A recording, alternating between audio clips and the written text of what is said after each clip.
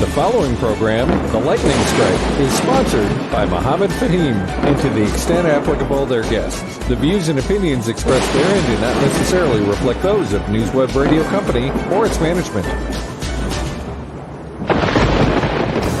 Get ready to be jolted out of the ordinary and into a world where conversations are charged with intensity and facts. The Lightning Strike Talk Radio with your host, Mohammed Fahim, broadcasting live from the heart of the city on Chicago's Progressive Talk Radio, WCPT 820 AM. Welcome to a radio show that charges through the airwaves with an electricity like no other. Here's your host, Mohammed Fahim. Okay. Good morning, folks. Welcome to the Lightning Strike. And we are coming to you live from WCPT 820 AM, Chicago's Progressive Talk radio station. I'm Mohammed Fahim, and joining me today is Dr. Sheila White. Good morning, Chicago. And we'll have Read Bible joining us a little bit later during in the program. And also, we have a special guest coming in, Joe Van Dyne, who is the speaker of the Will County Board. And Joe would be joining us at about 8:20. But today, folks, I wanted to start off with something that has been buzzing in the air last week. And it is dignity versus deals inside the White House while Gaza is burning. And you all have noticed that Washington opens its doors this week, right? Not once, but twice, to two very different visitors. One came with ideas. One came with deals. And while these meetings filled headlines, another story, urgent, painful, and far away, struggled even to remain whispered. That story, folks, is Gaza. So let's look at the first visit, Zoran Mamdani, the voice of working class America. Zoran Mamdani, democratic socialist, son of immigrants, first ever Muslim mayor of New York City, stepped into the Oval Office not with lobbyists or defense contracts, but with something Washington doesn't often hear anymore. A plea for practicality, affordable housing, lower grocery prices, rental relief, working class dignity. He wasn't there for an ideological debate. He was there for results. And by the way, he was wearing a suit. Okay, so the president really respected him, I guess, for his suit also. Remember what happened when the president of Ukraine came and he was dressed casually? Our president made fun of him. So Trump, the same man who once called Zoran Mamdani a communist, listened closely and then said something very few expected. So MAGA is going gaga over this. Okay, they're going nuts. They're burning their hats. Trump said some of his ideas are actually ideas I have too. So it was a rare moment in Washington where government triumphed, even briefly, over partisanship. In today's America, that is newsworthy. The other visit, MBS, Mohammed bin Sultan, where power and silence meet. So a couple of days before Mamdani's visit, another motorcade had pulled into the White House. Saudi Crown Prince Mohammed bin Salman, and Trump really laid out the red carpet for him. But unlike Mamdani, MBS hadn't come to talk about rent relief or dignity. He came with something Washington understands far better: oil, funding, weapons deals, geopolitical leverage, a possible normalization with Israel. But woven into his visit lies a haunting truth, folks, one Washington chose to sidestep. If you all remember, the CIA concluded with high confidence that MBS approved the assassination of journalist Jamal Khashoggi, a U.S. resident lured into a Saudi consulate overseas, murdered and dismembered. Remember that?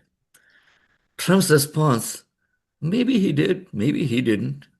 We may never know. This wasn't a failure to act. It was a decision.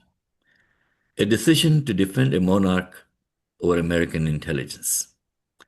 to protect arms deals over human rights, to treat justice as a negotiable asset.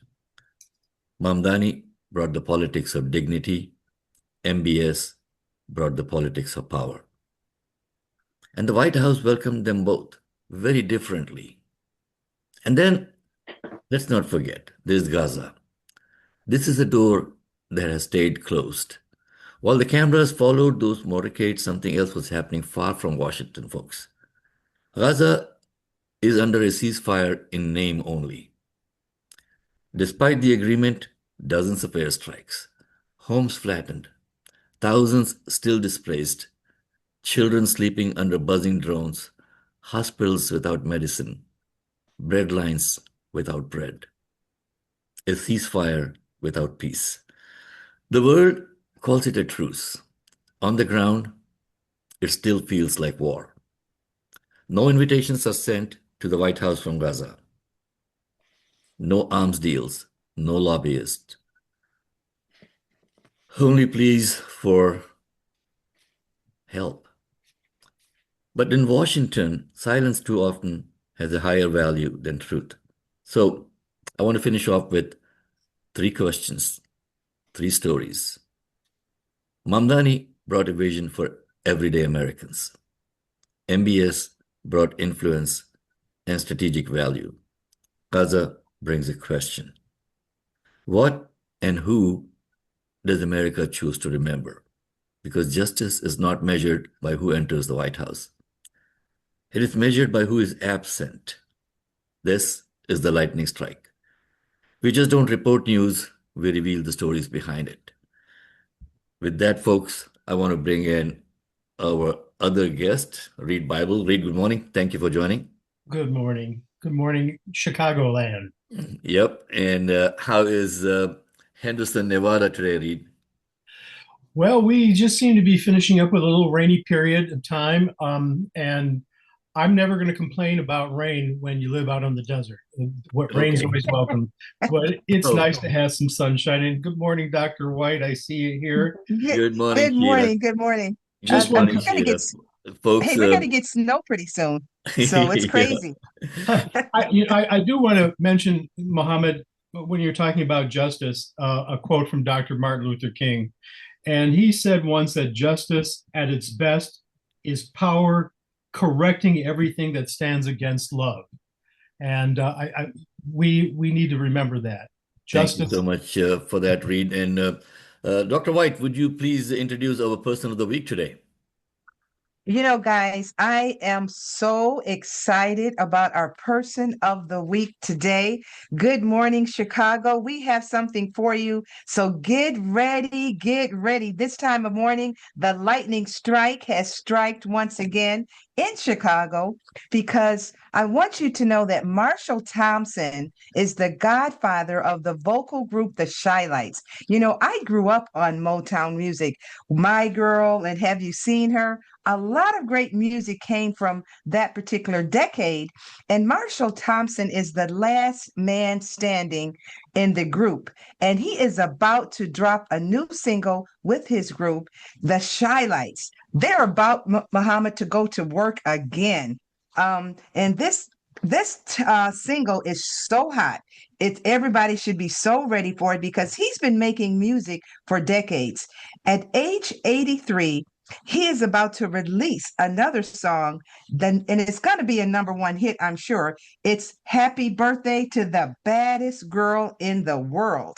Wow. And with great songs like Have You Seen Her and My Girl, they're about to do it once again. And I sat down with him at the Rialto Theater in Joliet, where he was inducted into the Illinois Rock and Roll Hall of Fame. So for all you rockers out there, get ready. We've got something for you. He was inducted into the Hall of Fame. He still got it. He's still hot. He's one of the baddest last men standing of the Chi-Lites. So I want to just introduce to you this little clip of an interview that was with Mr. Marshall Thompson of the Chi-Lites. Here it is. Our person of the week is Mr. Marshall Thompson of the original group called the Shylights, a Chicago, Illinois based soul and rhythm blues vocal group. Their hits included songs like Have You Seen Her? Old Girl, and many, many more. Marshall Thompson was inducted to the Illinois Rock and Roll Museum on Route 66 Hall of Fame on September 14th, 2025, along with a long list of many other great bands from Illinois. Mr. Thompson, how did you feel about being inducted into the Illinois Rock and Roll Hall of Fame Museum?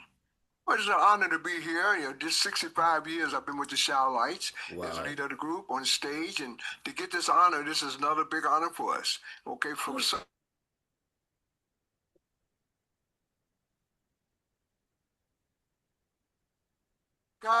I stayed there 1 year. Then I went over to DuSable High School, and I got my break there playing with Captain Walter Diet. He taught me the drums. Left there, went to the Rico Theater for a job, and landed a job with Miss Gladys Knight and the Pips. From there, it was history. How did the international success of the song Old Girl help your career early on? Well, we never thought we'd get a song that big. It's Old Girl. Old Girl came on the charts at #1 R&B and #1 pop. It stayed on the charts for 16 weeks. Played all over the world, of course: Australia, Italy, France, Germany, Guam, Singapore, Hawaii, Korea, Philippines. I mean, we've been all over because of that Old Girl record. That Old Girl record took us all over the world. It was number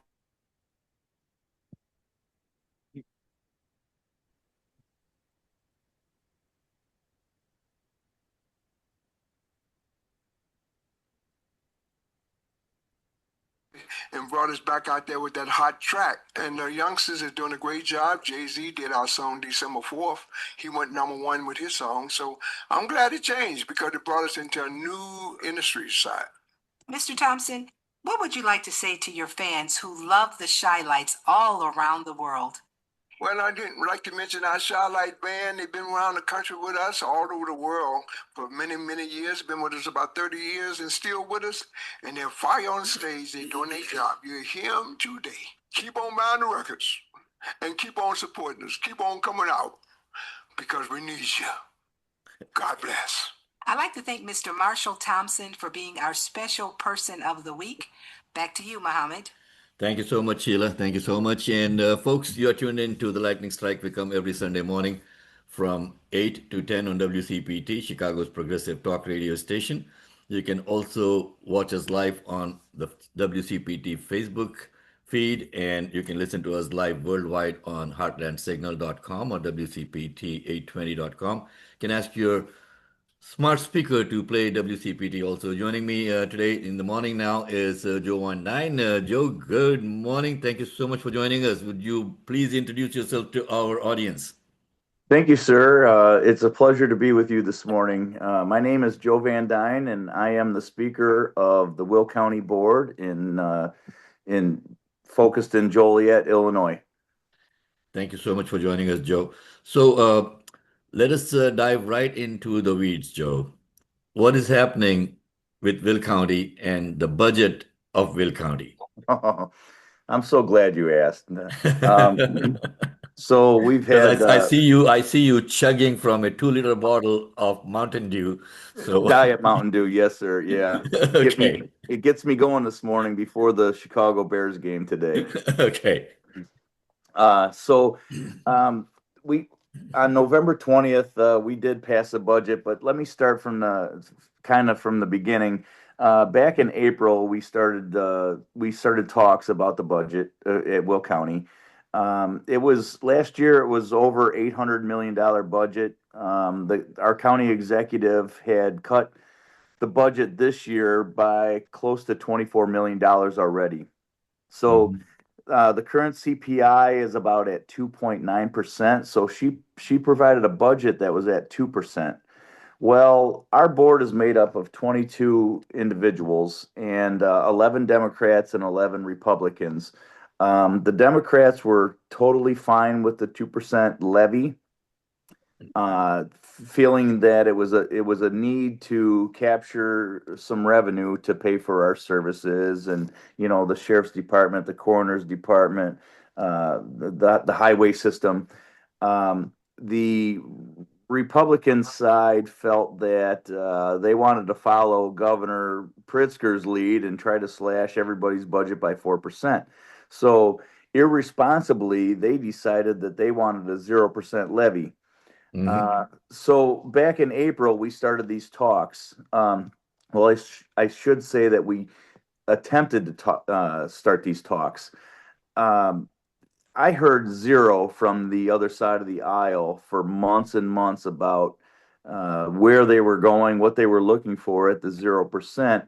And then at the last minute, they dropped this bomb.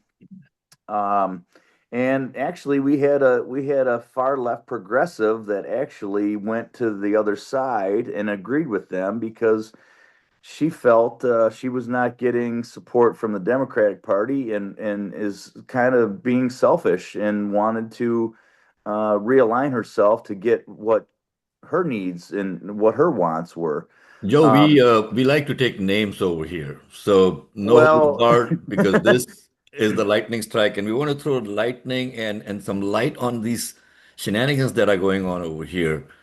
I'm sorry. I've never been that type of person. I will let you all Okay. do your own homework. I don't like to throw shade at Okay. per So personal we'll names. let you pass on this time, but we got Reed Bible also, former Will County board member, who's part of our team.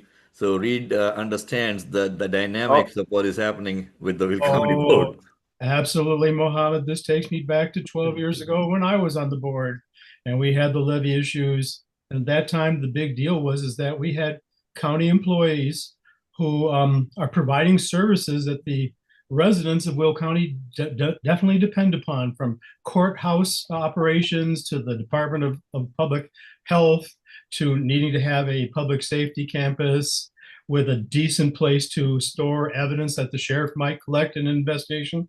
And we had employees that had not had a raise in about 5 years. So we were going to wind up having to cut services that the people of Will County definitely need if we couldn't have a slight increase in the levy. Okay, so let's get back to Joe. And Joe, I see that your name is showing up as Big Joe XR. yeah. Well, I have two children, and my Okay. son is Joe. So he Okay. named my phone. I have an XR iPhone, so that's kind of Okay. what he put me at. So yeah. So do you mind if I change that out to what your real title is? Absolutely. Go ahead. And it's and your last name is D. No, it's Van Dyne, VAN, Yep. capital DUYNE. Okay. UYNE.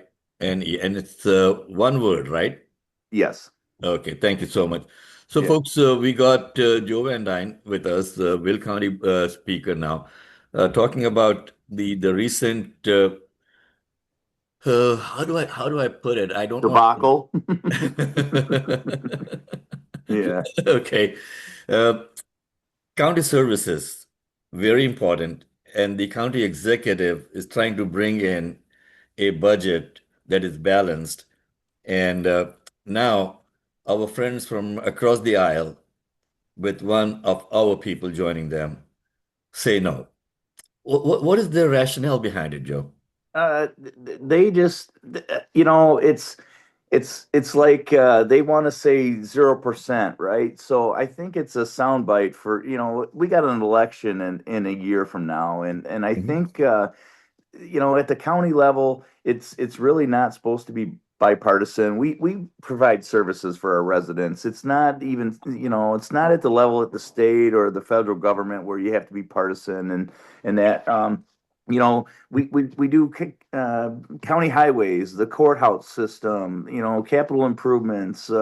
We provide funding for the sheriff and the coroner's office. It's basic needs. And I think For recently the voters also approved uh, the Will County Mental Health Board. Yep, and in the last 2 years, yeah, Yeah. it's called the 708 board, and we provide funding because mental health these days is skyrocketing. I have personal experience with that. I'm sure every listener probably has somebody, or maybe even themselves, that they have some issues, and it needs to be addressed. And it's nothing that anybody's ever asked for. It just happens. So the last 2 years, we've always fought with the Republican Party about providing funding, and they've always managed to lower the amount of money that we're given to this board to send out to different entities to help with mental health. So of course they slashed that another $2 million this year.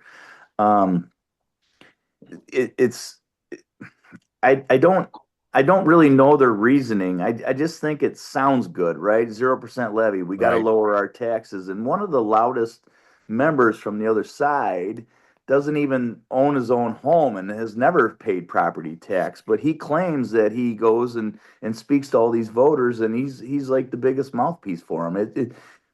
It's very, very irresponsible government. Here's one thing.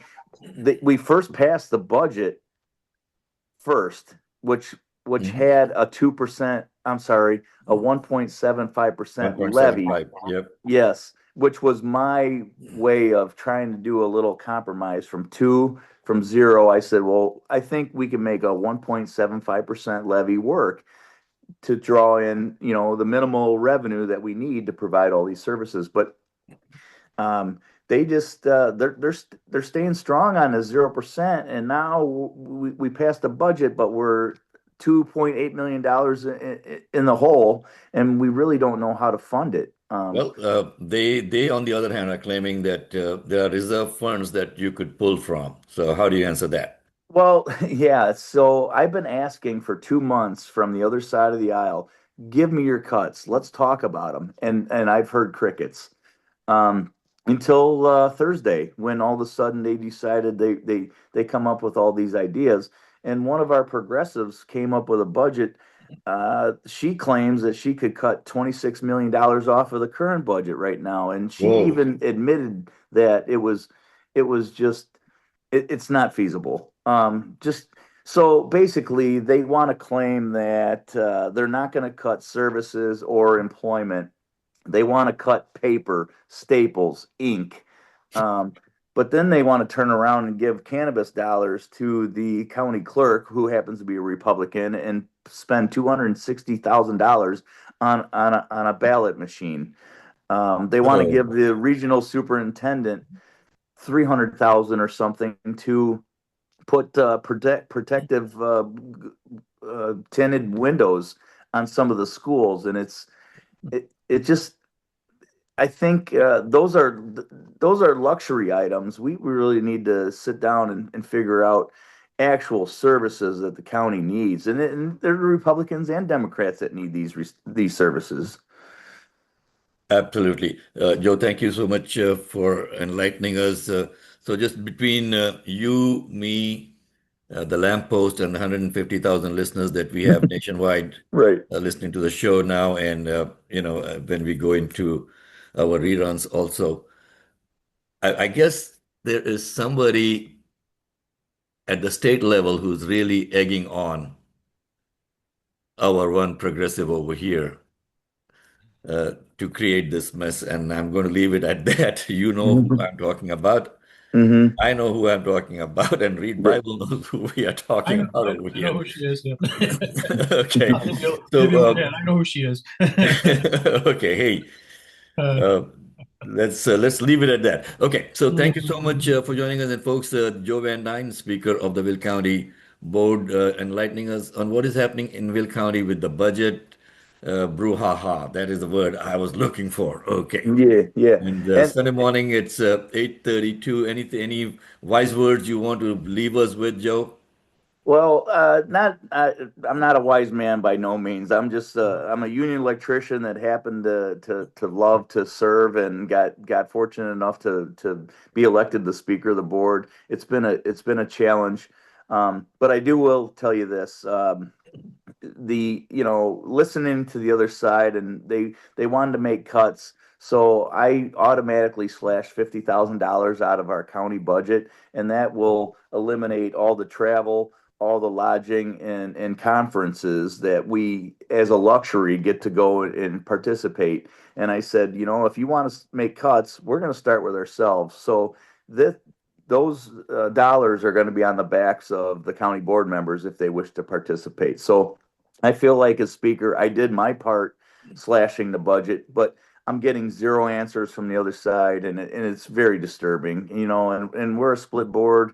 And it's, the elections are coming up in a year, and I hope folks can come out and try to get the right people elected, because this is very, very irresponsible government. Absolutely, absolutely. And so on that note, folks, remember, elections are coming up. We have got midterms also coming up, and please pay attention. Get registered to vote, and not just get registered to vote. Ask your friends and your family who are not registered to vote to register to vote, and then make sure that they come out and vote.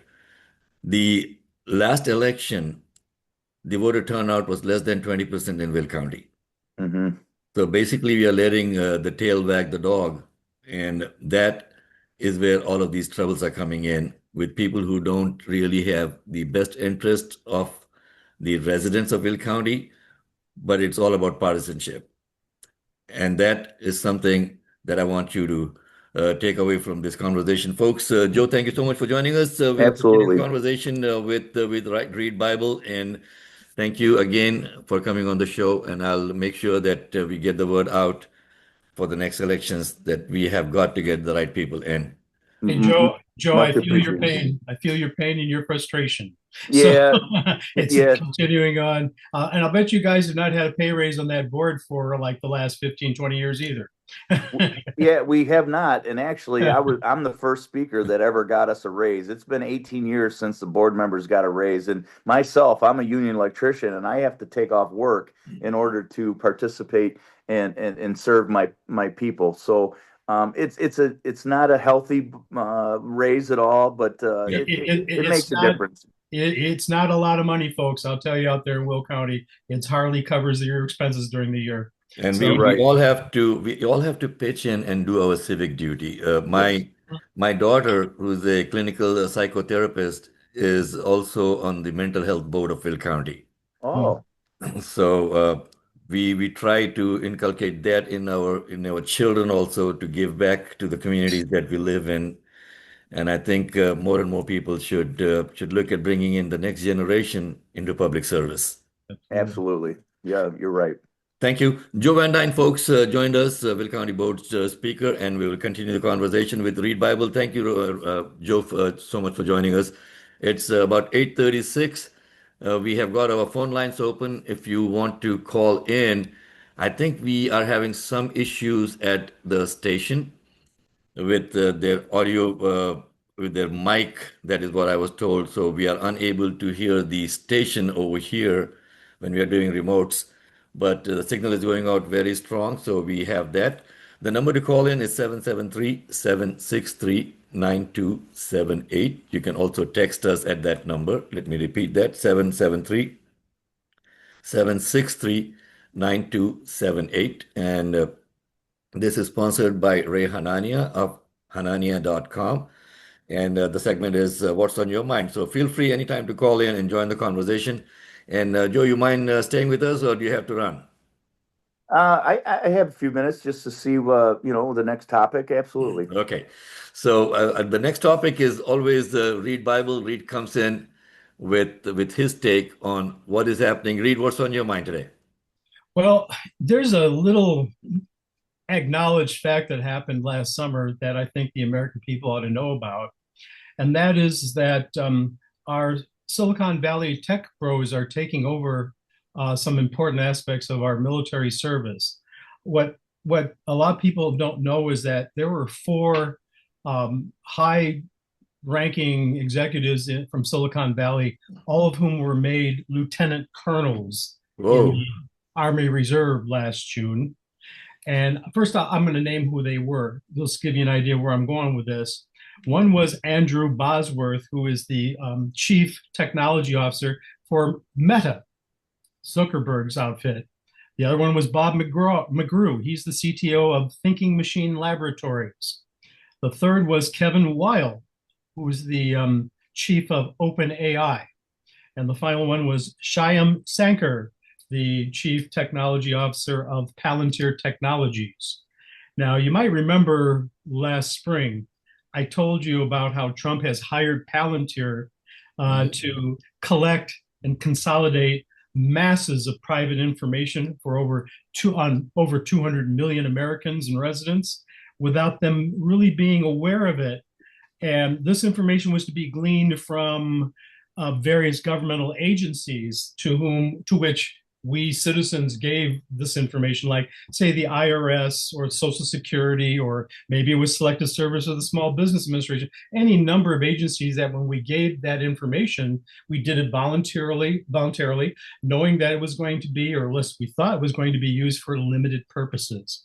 And it wasn't going to be shared with the rest of the government. I remember the conversations we had on that.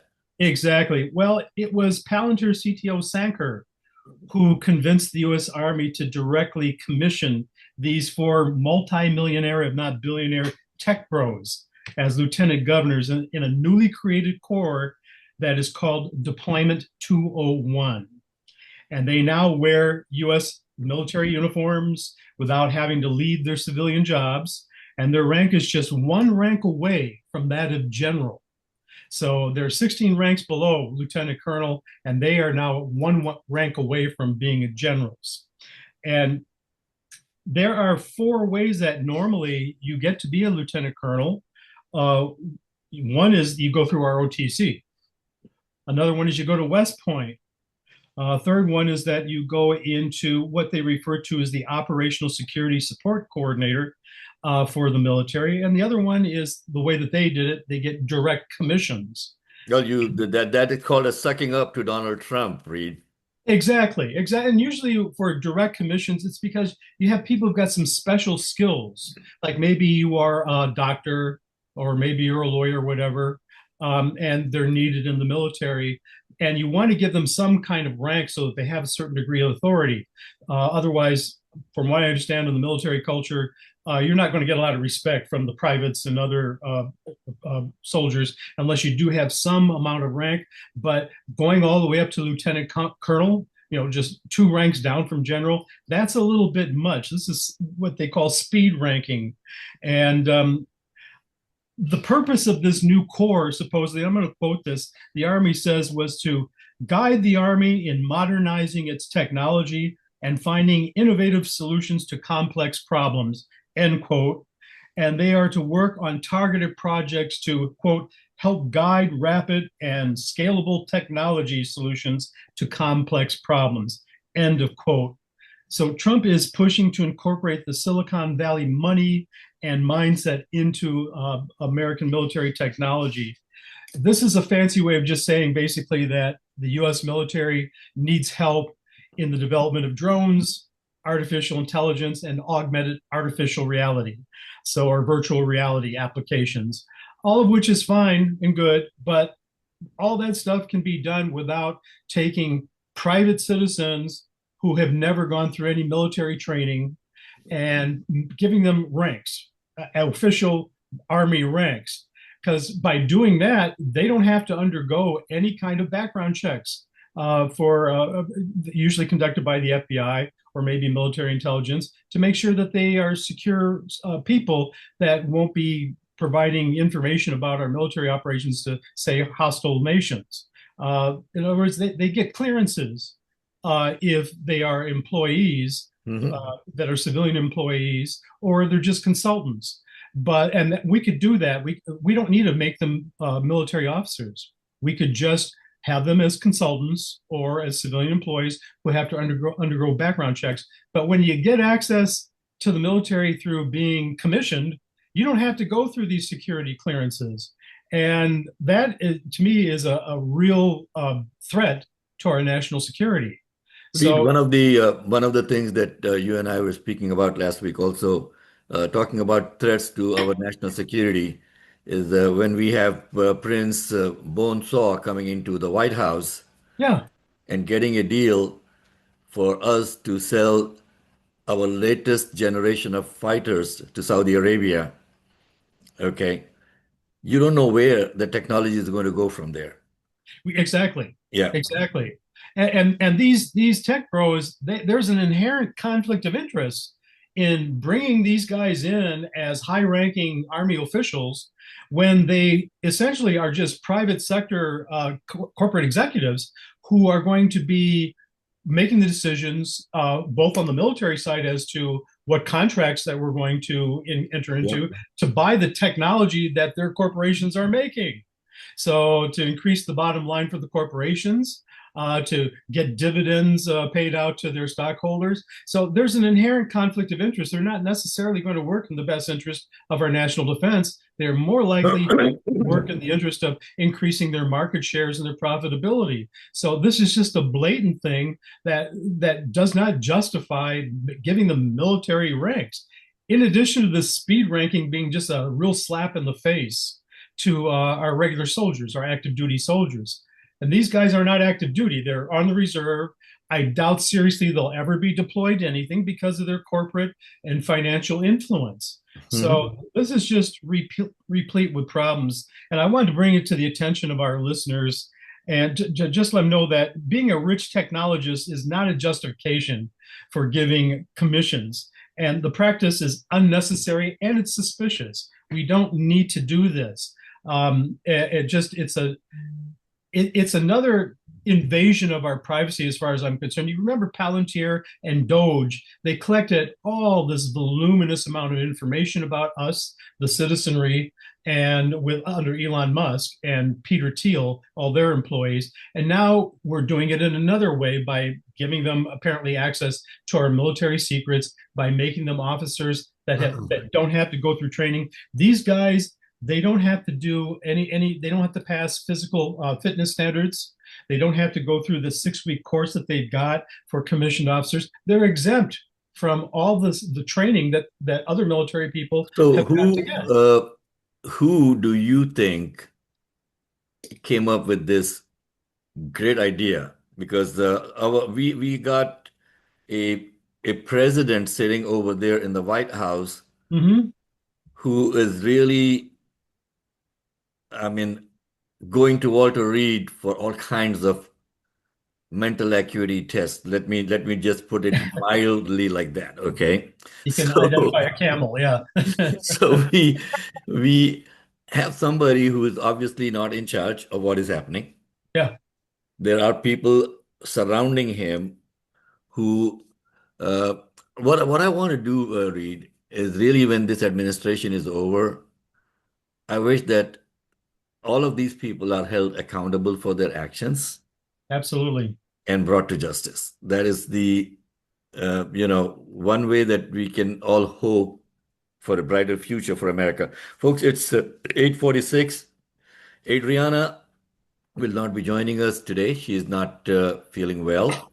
Dolly Silverberg is spending time with her family, so she won't be joining us today. And Carl Moose is spending time with his family. So as we slide into the holidays, one thing which I wanted to remind our listeners is, Sheila, are you still there? Yeah, I just wanted to mention one thing, that Joe was saying, but this government, not only this in Will County, but it seems like that irresponsible government is becoming a commonplace, not just in Will County, but in our state, in our federal government. Irresponsible government is just like this is a norm for us, doing these type of decisions and doing these types of things. It's just not getting any better. And so it's so important when you talk about elected officials for people to get out and vote and to hold our elected officials accountable for the decisions they're making, for the monies that they're getting, for switching to the other side. Even we're electing them thinking they're for the people, and then they flip the script and go to the other side and do certain things. So it's something that the lightning strike needs to really call them out. And that's what we're doing here on the lightning strike. Well, Sheila, thank you so much for that. Folks, here's the important thing that we like to get across to you every Sunday morning. Wake up and smell the roses before it's too late, okay? Or smell the coffee before it's too late. Whatever that you smell in the morning, there is definitely something rotten going out there. So So we want to make sure that we smell something good every day, right? And speaking of something rotten going on, our president has threatened members of Congress and the Senate, and that is something that is unacceptable. Our president has gone on record asking people to hang them or take care of them, take them out, all kinds of nonsense. So is that something that a president of a country like America is supposed to say?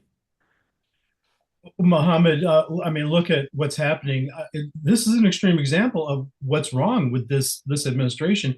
That you have somebody like Marjorie Taylor Greene, who is a far right-wing person, a MAGA princess, who is resigning from her position because she's had enough.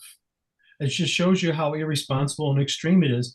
As we've all noticed in the last couple of months, she's really been trying to champion things that actually do help people, like the extension of the health insurance subsidies that the rest of the Republicans apparently want to cut out and place our already impoverished Americans in even deeper trouble. Well, she wasn't going to have any of that because she could see how it's affecting real people like her family. And now she's getting death threats, I understand, because Trump is angry with her. And Yep. This is not a responsible government. There's And no here's You know, yes, Sheila, go Reed, ahead. she also wanted to open up the Epstein files as well. So she Yeah. was championing for that. Let's see those files. So there's a lot of things that are happening and going on. Yep. I wanted to just play a clip of Chuck Schumer on what the president has said. So here it is, folks. Just take a listen. Let's see if I can unmute him. Execution of members of Congress. Yeah. Clear. The President of the United States has called for the execution of members of Congress. No president has ever stooped that low. No president has ever encouraged violence the way this president has. Every office holder, and where the hell are the Republicans, should speak out against what he has done now. Let's be clear. That is Chuck Schumer, folks. I don't agree with Chuck Schumer on a lot of things, because Chuck has been schuming for too long. Okay. But you heard what Chuck Schumer has said about our president. And why aren't the Republicans speaking out against this? The silence is deafening. And on this, this is a man who has the nerve to call for the execution of members of Congress because of what? They made a video telling the military that you are under obligation to the Constitution and to the Military Code of Justice and to the law generally, that you are not supposed to carry out unlawful orders. Unlawful. They seem to always forget that that's the modifier here. They didn't say don't comply with orders, because all members of the military have got to comply with lawful orders. And for this, Trump is saying they're insurrectionists or seditionists and they deserve execution, and yet he's calling for execution of people and just members of Congress. And he doesn't think that's seditious to call for the execution of members of Congress who And are that just is something, Reed, that is something that we have been talking about also in the past over here. So I hope Trump does not call for our execution also. But here's that video or that clip that I also wanted to share. So let's take a listen over here. Senator from Michigan, former CIA officer. Earlier today, President Trump threatened myself and a number of other service and veteran lawmakers with arrest, trial, and death because he didn't agree with a video we put out this week. This really isn't about those of us who made the video. This is about who we are as Americans and how we're going to engage with people who we disagree with. I would hope that people of all backgrounds, Democrat, Republican, Independent, would agree that threatening death for people you disagree with is beyond the pale of who we are as Americans. I love this country. It has given me everything. And I refuse to believe that this is the new normal. I refuse to believe that we're going to use fear and intimidation against people we disagree with. And I'm not going to be forced away from speaking up on behalf of my country. I swore an oath to the Constitution many times, most recently less than a year ago as a senator. To the Constitution, not to any one man, not to any one president. And I abide by that oath. For me, I believe in the power of this country and that we are better than our current politics represent. And I refuse to be intimidated out of defending the country I love. So that is Senator Elissa Slotkin, folks, just letting us know how she feels. And that is something that I wanted to bring out on today's show over here. Read powerful words that I swore an oath to the Constitution, not to any individual. And that's the way it's supposed to be.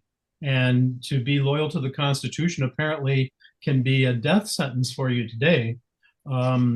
Just shows you how we have to stay vigilant and protect our democracy. Sheila, what are your thoughts? We're so on much this? better than this. My thoughts are we are so much better than this. This is not what we stood for. This is not what our founding fathers meant when they wrote up the Constitution. I think that there are a lot of good Americans out there that will stand up for justice, that will stand up for what's right, and still believe in this country and the founding fathers, their ideals, and the things that they stood up for. We're better than this. I think we're better than this. And I think Americans need to stand up and stand together and to speak against these type of atrocities that are going on. It goes back to irresponsible government. I like the fact that what Reed said, this government or certain people can't identify a Campbell. That was kind of funny. But when you think about what's going on and what's happening, it's blurred lines. It's blurred lines of what's going on. They're trying to, sell us something that's not what we ask for. And so I think we just have to stand up and wake up and definitely hold the people accountable that's in office. If it's not lining up with your ideals, get them out. Get them out. There's a lot of people that need to be kicked out of office even before their terms are up if they're going against the Constitution. So that's what I have to say about it. It's irresponsible government. It is about 8:55, folks. We are coming up to the top of the hour. This is the Lightning Strike. We come every Sunday morning from 8 to 10 on WCPT, Chicago's progressive talk radio station.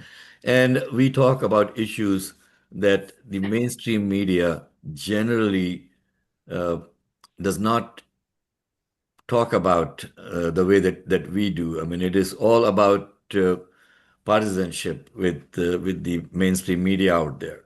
So it's either you are on the right or you're on the left. There is no middle anymore. You are a Democrat or a Republican or a Green Party or a whatever party, you're not an American.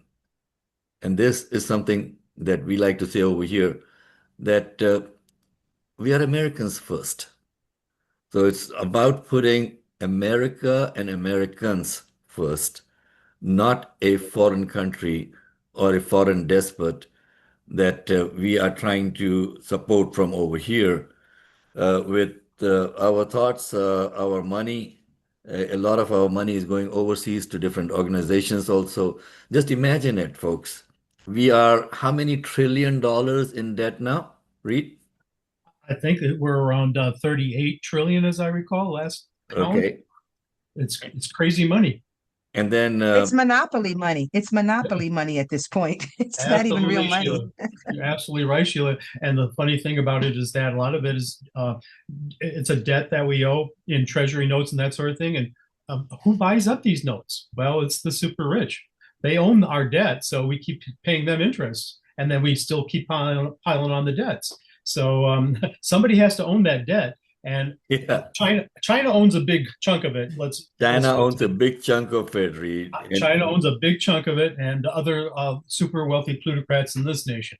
And so does people in the Middle East. Okay. Yeah. The Saudis have a fund that owns a lot of our debt. The Qataris have a fund that owns a lot of our debt. The UAE people have funds that owns a lot of the debt. And our military industrial complex keeps on having a war every single day, somewhere or the other. And our president, Bones Purse, now is going after Venezuela. Why? Yeah. And Mohammed, that's what prompted that video, I'm pretty sure, by the senators who talked about reminding our military that they do not, and they're obligated not to follow illegal commands or orders, because there's a big issue with what we're doing with Venezuela, which is something I want to talk about next week. But these strikes, these drone strikes on ships, are very much in violation of both international and domestic law. And I'm sure that that's what they were getting at. These senators, they didn't say it, but it was heavily implied that this is why they did this. And we need to talk about this situation in the Caribbean and Eastern Pacific sometime very soon. Well, and that is staring us right in the face now, Reed, as we look at what is happening in the world over there. American ships are surrounding people in foreign countries, in foreign waters. Okay, American aircraft are bombing these ships or boats, whatever that you may call them, in international waters, and no one is holding us accountable for that. Yeah. Okay, so we are the big dog out there, and we are going to do whatever we want. And now we wonder why the rest of the world will one day hold us accountable. Yeah. So it's coming up on 9 o'clock, folks. We are unable to actually hear the audio from the station, so we will continue without the station break. At 9:15, former Congresswoman Marie Newman, author on Substack, and she's got a couple of books out there now, will be joining us with her take. And 9:30, Maria Muzaffar should be joining us. Hopefully, she is in town and she will be able to join us today. And meanwhile, if you want to call in, the number to call in is 773-763-9278. Let me make sure that we are able to get phone calls in. Are we able to get phone calls? So I've sent a message. Mohammed, yes, Sheila. while you're saying that, Mohammed, we know that the holiday season is here. Thanksgiving season is here with all the cuts for SNAP and different things that have been going on recently. There are a lot of people that are standing up and that are helping each other. There's a lot of food pantries. Americans are stepping up and trying to help each other in the midst of this irresponsible government decisions that's going on. There are still a lot of good people out there that are still helping one another. They're helping to feed the people that are the veterans and children and women and children, so to speak, people that are having difficulties meeting their financial needs. So I just want to mention there's a lot of good organizations out there that people are able to receive help from.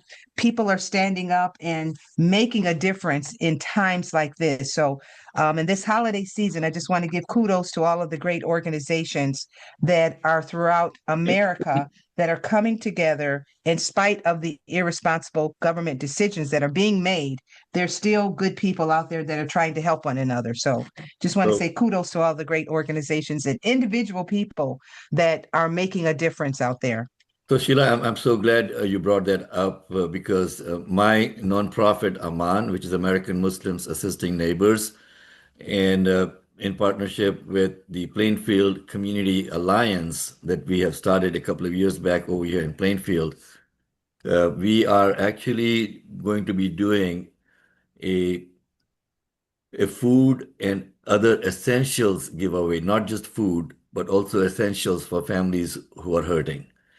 So this is going to be in December 20th and 21st, which is a Saturday and a Sunday. We are working with the local police department. We are working with the local fire department over here. So the fire chief, Vito, great guy, has assured me that all the fire stations in Plainfield area. The four fire stations, they will be collecting donations from people. So keep that in mind.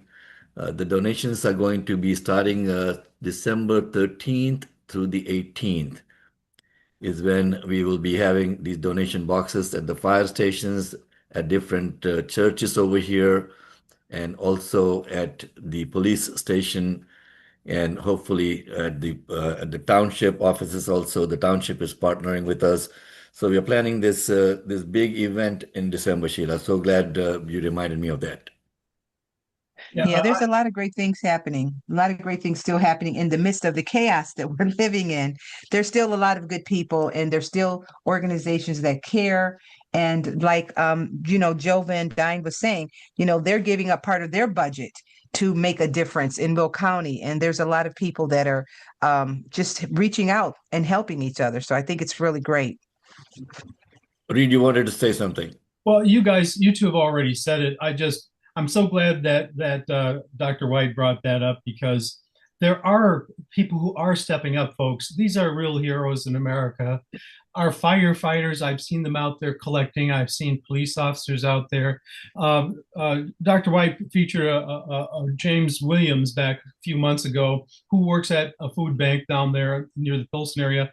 He's putting in extra time. He's been telling me about how the need for donations has increased. The lines are longer. He's going to be working there on Thanksgiving, getting people fed. But there is still a need for donations, and Americans are stepping up. They are really heroes. Yes, that's true. So true. Yeah, so we will have more information on the website of the Plainfield Community Alliance, folks. It is Plainfield ILCA. So Plainfield, because there's a Plainfield in Indiana also. Okay. So IL is for Illinois, Plainfield, ILCA.com. CA is for Community Alliance.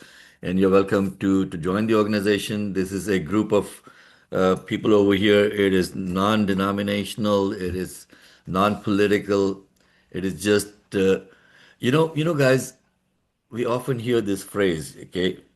It's the government of the people, by the people, for the people.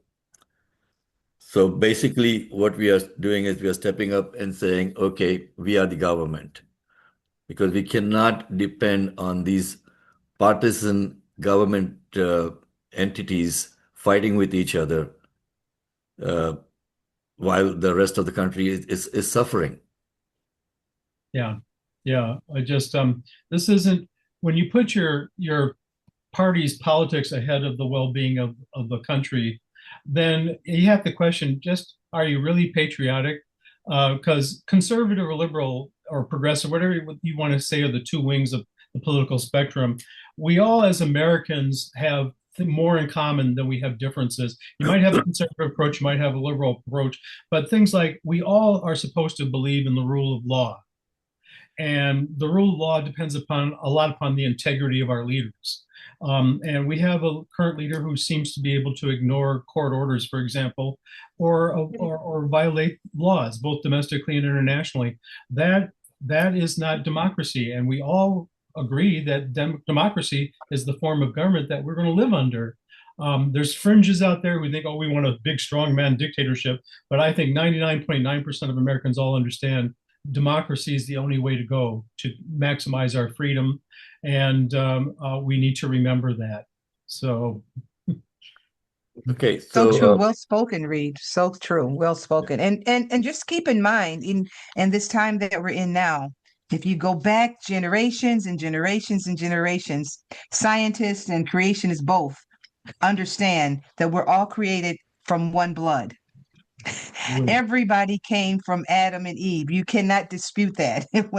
And so we all came from one blood. So we're literally related to each other. Literally every human being on this planet are cousins, if you want to look at it that way, because we're literally created from one blood. We all came from two individuals. And so I think the commonality that we have is to work together to try to just get along because there's not another planet that we can live on right now. There's no more there's no more Earth being created. This is it. So we got to learn how to get along. And I think it starts here. And this season that we're in now is the perfect time where sometimes people will push aside their differences and try to come together and smile and get along.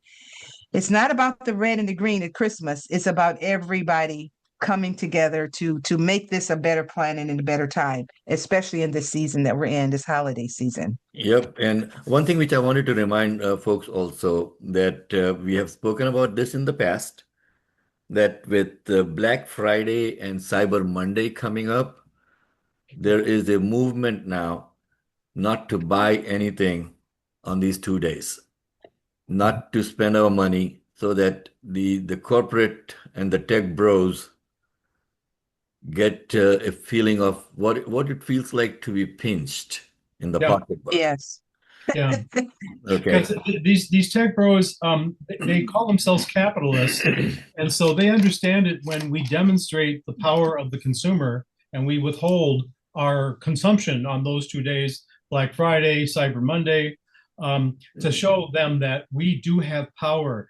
And they profess to be capitalists, but they really aren't because they don't want competition. They want monopolies on everything.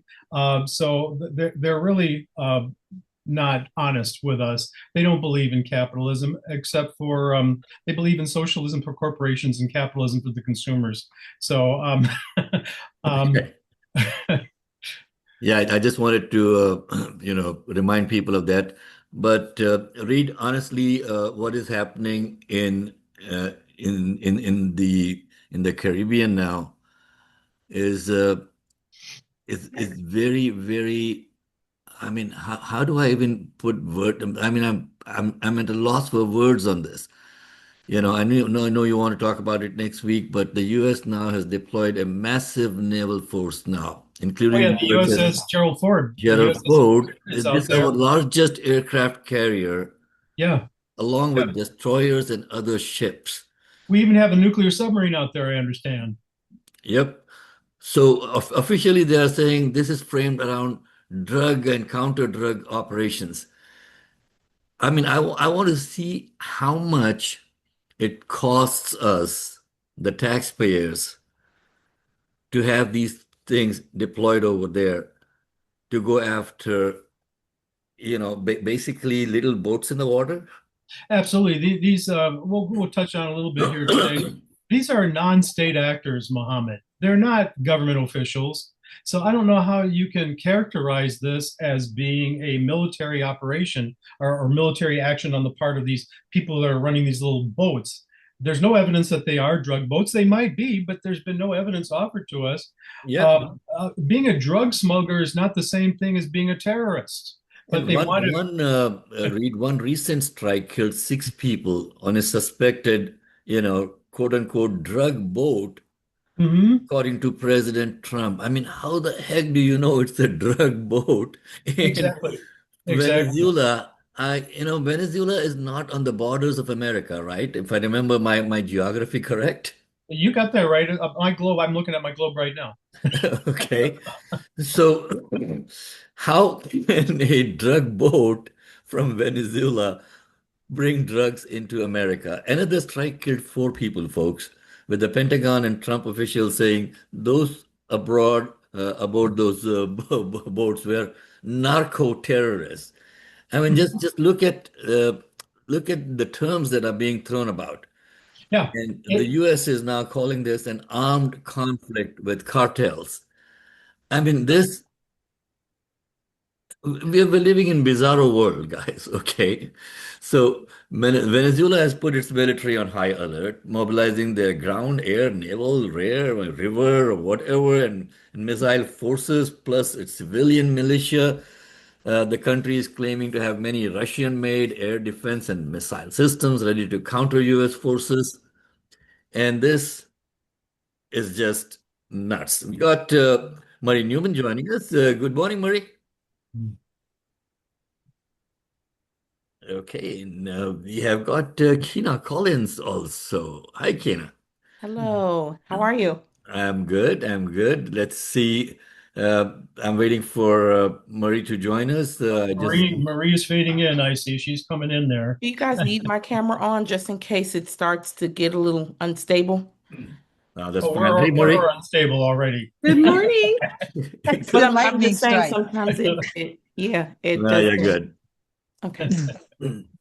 Good So, Marie, morning. you have a Well, guest for us today? I do. So, as folks may know, first of all, welcome to Ignore at Your Risk. And thank you, Mohammed, for all that you do. Great discussion so far today. So, hey, we have a treat today. In Illinois 7, it is an open seat currently held by Congressman Danny Davis, a great public servant and civil servant, worked on a lot in Congress. He was a colleague of mine and definitely did a great service for his district. So, but he's stepping down and passing the torch, right? And we have one of those folks that's running in that seat. And that is Keena Collins from Illinois 7. And before I introduce her, I want to let you know a little bit about her background because it's an interesting one. And based on my experience, a good combination for Congress. So not only is she a well-known community organizer across things like gun violence and healthcare for all in the district, but on many other policies. She's also been a nonprofit leader and has worked across the entire Chicago area, but has a wonderful background in labor as well. So with that, I'm going to introduce Keena Collins and welcome to the show, Keena. Thank you, Marie. So glad to be with y'all this morning. Oh my gosh. Well, we're pleased to have you. Keena, remind us where Illinois 7 is, because not everybody, that doesn't register with everybody. Yeah, that's a really great question. It's actually one of the very interesting districts in Illinois. It's what I would call the Chicago seat, with parts of the western suburbs. So it's all of the west side of Chicago, all of the downtown portion of the city of Chicago. It swings to the near north side, and then it goes south to south side neighborhoods like Bridgeport, Bronzeville. Chinatown is in the district, and then parts of West Englewood and Chicago Lawn, and then it spreads, as far west in the suburbs as Westchester, Illinois. So Oak Park, River Forest, the Provisos, Forest Park, Maywood, Bellwood. I often like to tell people that Illinois 7 is one of the most diverse districts in the state of Illinois, and yet one of the most unequal. And so it's the district that I was born and raised in, and not just the district that I was born and raised in, but the district where my dreams were made. So it's an honor of a lifetime to run and be with the voters in Illinois 7. Well, that's a great way to describe it. And we're both born and bred Chicagoans, and it is one of those districts where it is a microcosm for this nature and the problem with our economic equity in this nation, right? I mean, it's like a story built for that. So given that, and I know, you have worked on many of these issues, and we hear about affordability platforms every day, right? Which I'm pleased that it is finally getting front and center after 15 years of working. Like, it's about time. But tell us about how you would look at affordability and what would be the main ways you help the folks in your district see some of the dreams that you've been able to make in a way where it's more fair and unrigs the economy. Yeah, I mean, I am pro small business, and I think we need to build up strong local economies, Marie. And there's a strong case to be made in Illinois 7. Illinois 7 has some of the highest recidivism rates. It is a plurality African American district. It is a growing and booming immigrant and Latino community in Illinois 7. And it's rich with so many great neighborhoods, as I said, from Greektown to Chinatown, lie within the borders of this district. And so the way that I see that is that we have to invest and incentivize people to build up these small businesses and support these small businesses. And we need to be giving the tax breaks to those guys instead of millionaires and billionaires, right? So that they are incentivized. I also think there's an opportunity in Illinois 7 to invest in the green economy that is emerging in the United States of America. 20 I believe $23 trillion in the next 10 years in the green industry, the green economy that'll be booming in the United States of America. And we're primed for that. Illinois 7 now will be housing the Googleplex, for example, in downtown Chicago that's taken over the Thompson Center. I want to see companies that come in and build, great, we want you, but we want community benefits agreements too. We want our students in Chicago public schools and across the Illinois 7 to have the opportunity to get those internships at that Googleplex and create pathways for them to have, stable jobs. I recently did an endorsement interview and they asked an interesting question about higher education. And I think it's linked to affordability. And they said, how do you envision higher education? I said, it's no longer just a straight and narrow path going to university. We have to invest in trades, vocations. When we say a green economy, coding, we have to keep up with the technological age that we're in. And I think Illinois 7 is just primed to do that. All of those major headquarters lie in Illinois 7. And I want to make sure that those companies are engaging with the communities that have been hardest rocked by manufacturing being dried up on the west sides and south sides and in the western suburbs like the provisos, and give those opportunities to really hungry and smart people in our community. And so that's what I'm going to be advocating for. My parents, I don't come from a prestigious political background, Marie, as me and you know throughout the years. I come from the household of 2 Black manufacturing union workers. So I know what it means to stand on the side of those factory workers and how that can impact a community. I grew up with my grandparents being able to walk to their jobs at Borden's and have a pension, have health care, have a retirement plan. And those opportunities have dried up, and we've seen crime and violence drive up with it. And so we want to be preventative, and I think that investing in a strong local economy is one of those things. So, Kina, I wanted to see if you can talk a little bit about your experience working at the Generation Progress, founding the Chicago Neighborhood Alliance, and working as the National Organization for the Physicians for the National Health Program. You want to talk a little bit about that background of yours and how that would help out with running for Congress and becoming a congressperson? Yeah, I absolutely would.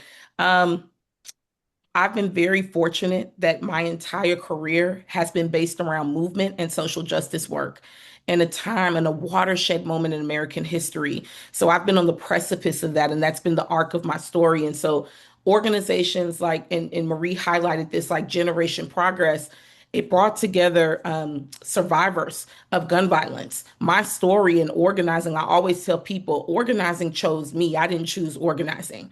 As a child, I actually, as beloved as I am, and I love the Austin community, there's a tragedy there, right? I witnessed a young person gunned down in my community, and I knew the victim and I knew the shooter. And that is too far often the conversation of young people in the United States. As a matter of fact, that was over 20 years ago. And now 20 years later, the CDC has stated that gun violence is the #1 way that children are dying in our country.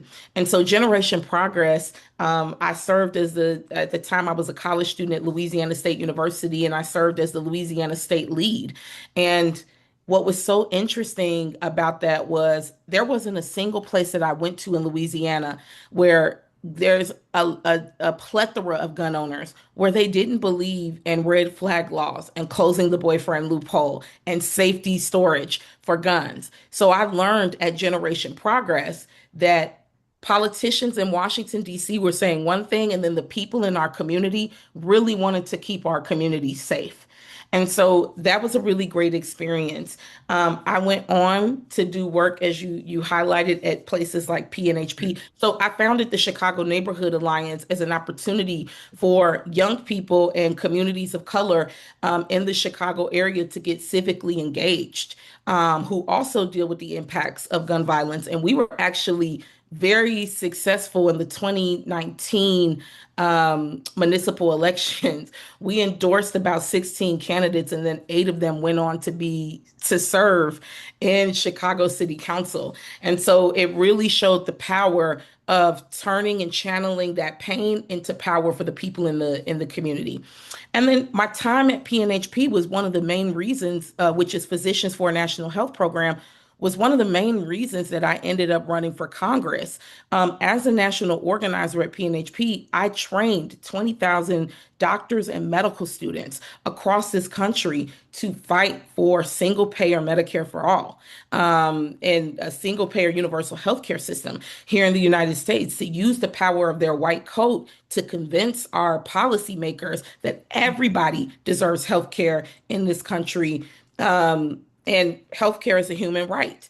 And I always tell my supervisors, my former supervisors, and the presidents of PNHP that they ruined me in the best way possible, because I will never look at the private insurance industry the same after working with these physicians who believed deeply that healthcare was a human right.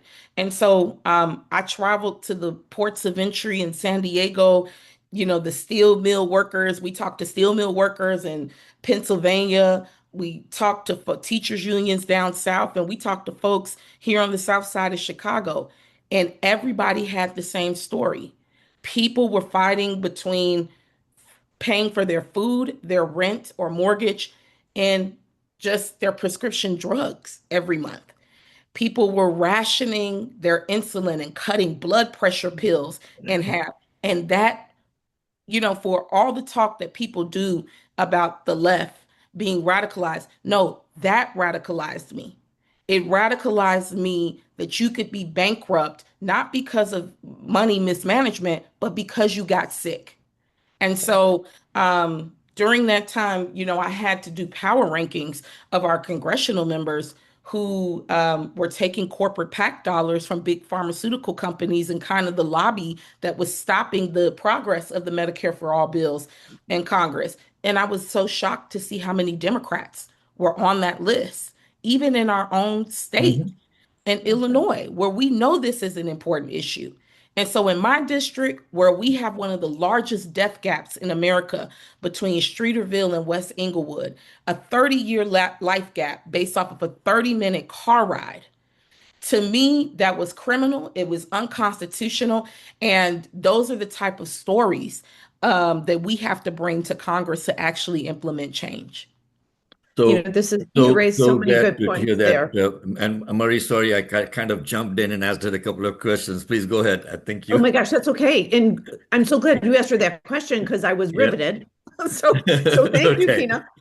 So because this is a heart spot of mine, you and I have had many conversations about this, is that the fact that in this country that medical debt is the first and second largest form of debt in the nation right now. It has now surpassed credit card debt. So we are in a position now where this is creating our mortality rate keeps on getting worse, right? And our quality of care keeps on getting worse. And what I would say is that there is no turning back now. We must have single payer, and it must be something like Medicare for all. I'm open to a few permutations of that. But if we don't get down to a single payer that is not profit driven, we are all going to get sicker, and more folks will die. It's just really simple. Before I let you go, Kina, I really want you to talk about one more thing, or two more things. So first of all, we lost Marie. We lost Marie over there. I think Marie will rejoin us. Kina, go ahead, Reed. While we're waiting for Marie to get back on the line, I would like to ask Ms. Collins a question, if I could. Yes. You've already answered so many of the questions I had, and it's a delight to have you here with us this morning. Thank you. What do you, we're witnessing the dismantling of the Department of Education, and I'm wondering what your thoughts are about federal responsibility towards public education on the elementary, secondary, and post-secondary levels. I mean, education is a civil right. And if we don't look at it like that, we know that these the GOP has played this long game and they've played the wide game to dismantle the Department of Education. And we also know that education is the great equalizer across the United States of America. So, first and foremost, we have to educate the public about what is happening because people aren't understanding the dynamics. And in layman's terms, Democrats have to do a better job at coming out and saying, this is actually what's going to happen now that the Department of Education is being dismantled. Title I funds that fund low income communities to make sure that their schools stay open. We know all about that here in Chicago. Rahm Emanuel executed the largest public school shutdown in American history in 2012 right here in the city of Chicago, right? And it had dramatic impacts and consequences and negative implications for future generations of people. So we have to do the advocacy part of educating people about what that means. We have to protect the vulnerable populations of students in education, which includes our students with special needs and disabilities. We're forgetting that they will slip through the cracks if they do not get this funding. And if it's one hill that I'm going to die on, it's behind those students. They deserve a solid shot at life, and getting an education is the foundation and the basis for that. On the post-secondary and higher education level, we have to cancel student loan debt. We talk about affordability. This crushing debt is some of the most vicious debt that you can have because the interest continues to grow. There's no cap on how big your debt will balloon with student loan debt. We have to make college accessible and affordable for people to attend to. So things that I'm going to advocate for and what I think the Fed needs to be doing is to reopen the Department of Education, make sure that we're advocating for that funding.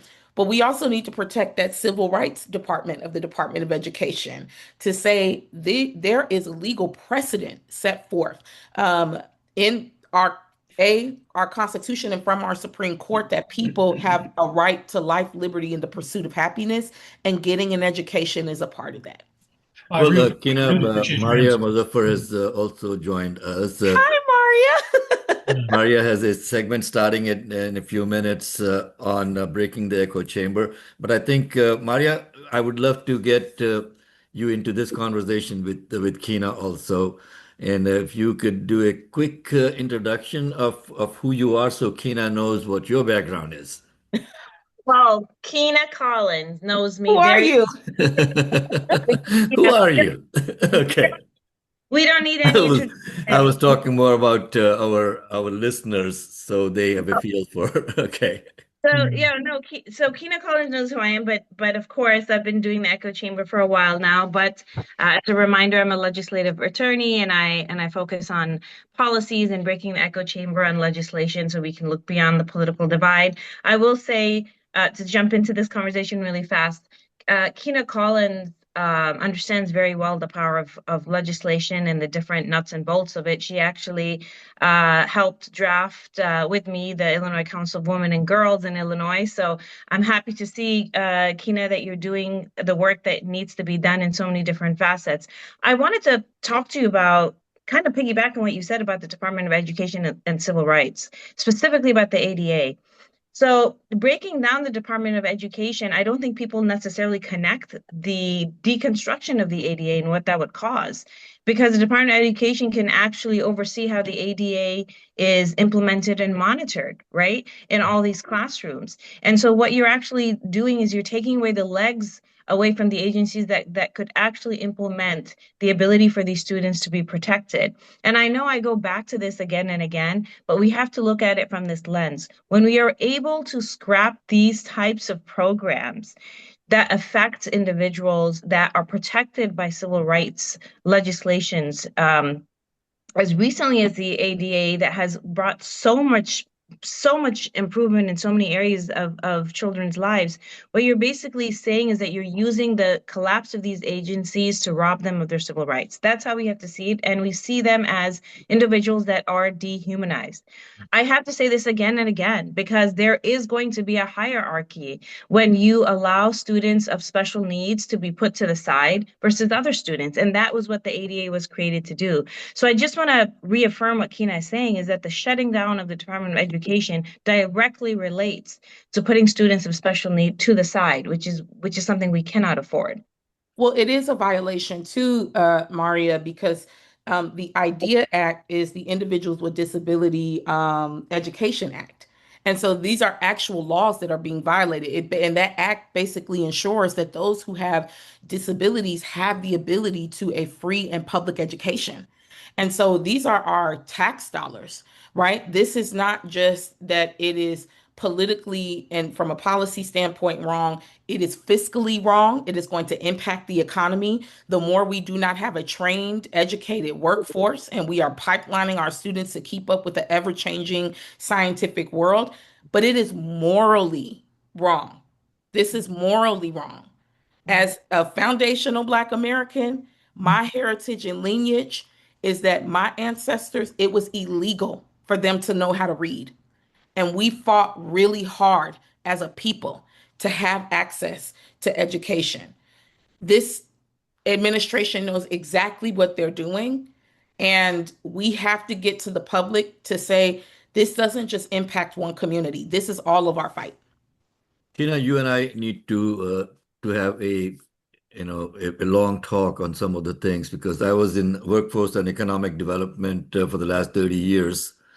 And I've seen some of the impact that you're talking about as far as education relating to the workforce is concerned. And especially you also brought up, people who have been incarcerated, getting back into the workforce.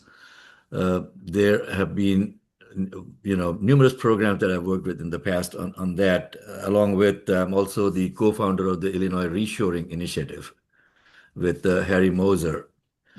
So we are trying to bring manufacturing back to the country. A lot of stuff that we can talk. Marie, thank you so much for bringing in for Kina for this conversation today. You are muted, so if you can please unmute yourself, Marie. Oh, I'm so sorry. So, Kina, before you go, can you share where folks can learn more about your platform and your positions? Yep, you all can go to KinaCollinsIL.com. And I just want to thank Marie once again for inviting me, this distinguished panel of folks. Thank you for having these conversations right now, because these are the bold and brave conversations that we have to keep to the forefront. I think the whole goal is to keep us quiet, keep us confused and beaten down and tired. And the way that we beat back that is by continuing to share these ideas, continue to advocate for these ideas and to fight for them. So I'm just so grateful. Maria, it's always so great to see you. She's such a warrior for social justice and human rights. And I was so lucky to meet her early on in my career, to see how hard she works. So I'm so excited. And thank you. If y'all, I would love to come back anytime. Please call. Oh, please do. We'd love to have you again and have an extended conversation. So Kina, stay safe on the trail, and please come back in January and give us an update on the race. Will do. We've got, Thank you. What, about 15 people in the race now for the 7th district? That's crazy. That's crazy. It's crazy. I've been following that for a while now. Biggest challenge, fundraising. How are you doing on that? Great. It's not our first rodeo. Like Marie said, I'm glad she opened up how she did. Representative Davis stepping down was an important part to the next generation of leadership. We started a while ago, as Maria knows too, we started a while ago because we felt that when Representative Davis did retire, it was important to have that base of people to say these ideas need to be injected into the primary. And so we feel very confident about it. And so thank you. Thank you for asking. We're doing well. We're doing well. Thank you. Ms. Collins. Thank you again for joining us. Ms. Collins, don't say you're doing great on campaign funding because you can always use more money. Don't give them the wrong impression. always need I'm more, doing right? awful. Always. Please send me more money. And it was a great pleasure Okay. talking to you, and happy Thanksgiving. Thank you. Happy Thanksgiving, everybody. Well, thank you so much for joining us, folks. We are back with Murray Newman and Maria Muzaffar. Murray, did you have anything else that you wanted to talk about today before we go to Maria? Well, Because I think what's his name? Adriana is out sick today. Oh. So we got some time, and Well, Carlos is spending time with his family today. So we got a little bit more time today. Well, you know what? I always prefer to listen to Maria than listen to me. So let's listen to Maria for a little while, and maybe we'll gab on the other side. Okay, so breaking the echo chamber, folks. Maria Muzaffar, legislative attorney and author and overall media personality, on the show with us every Sunday. Maria, thank you so much for joining us. Good morning. Good morning. Thank you for having me. I'm just so happy that as I jumped on, I saw Kina Collins speak, because we need individuals that are running for office that can break down the patterns of what these deconstructions mean. You know, I think we just see it as an aspect of the opponents. And I think she's breaking down what this actually means in real time and what the overall plan is. So when you don't educate people, and you give them the ability, or you give them a label or category that they're disposable, you're actually creating a group of people that are only educated in your realm. And that goes into the question of curriculums too. I don't know if you spoke about that. I apologize that I missed the beginning of this, but the curriculums piece is huge. You know, we talk about the rise of ethnocentric, and I say this all the time, ethnocentric legislations, guides, and immigration policies across Europe. And we're seeing the trickle that is pretty clear or not clear for some people in the United States, and curriculums that have been designed to be able to open up the world for our students, to be able to learn different cultures, different religions, how we are interdependent. It's critical to a competitive, global, educated class that we want to create within our communities that goes across different financial demographics. And I think that when you break down access in the Department of Education, you also have control over curriculum. So let's not forget that, you know, curriculums are a huge, huge thing. What do students need to hear? So I don't know. I'm sure I read some of Muhammad's monologue in the beginning. So I think you touched about Mamdani's visit. Did we dive into it? Did we dive into Yes, it already? we started off with that, and if I have some time at the end of the show, I will get back into that. I really was concerned about two things. Number one, how our current president does not care about the country. It's all about business for him. It's not about the morality of being an American. So he brings in, Prince Bonesaw into the White House when our CIA had specifically said that he was responsible, or he was aware of what happened to journalist Jamal Khashoggi. And our president just brushed it aside and had this man come in to sell him on $1 trillion investment in the country. So yeah, Things happen, Mohammed. Yeah, that's what our president said. Things happen. So let me I'll address that part. I'll address that part too. I wanted to dive into the Mamdani visit for a couple of reasons. I think what people saw, what I see the internet seeing, is that Mamdani has charmed Trump. And people are, so impressed by that. I think what people need to also realize is that what I have seen with so many different candidates and elected officials is that when you fall into the political rhetoric and the political divide, it's great for temporary dopamine hits for your voters and your supporters and for campaigns. When you actually want to solve problems, that has to fall to the side. So what I saw there is policy, policy, policy. And I actually like seeing that, because I like the fact that Mamdani stuck to policy, policy, policy. And in fact, there were questions thrown to him that specifically were designed to derail him, right? There were questions about his position on property taxes. And they said that, are you going to implement race-based property taxes? Yep. That's a propaganda political question. And he responded by saying it was a description of the neighborhood. It was not the intent of the creation of how that system would go. And that basically talks about the statistics of where people are sitting in New York City, right? And these larger areas that have high income are predominantly white. And so he clarified that. We're bringing back to policy. So I think what we're going to see is a breaking of the echo chamber on these specific issues.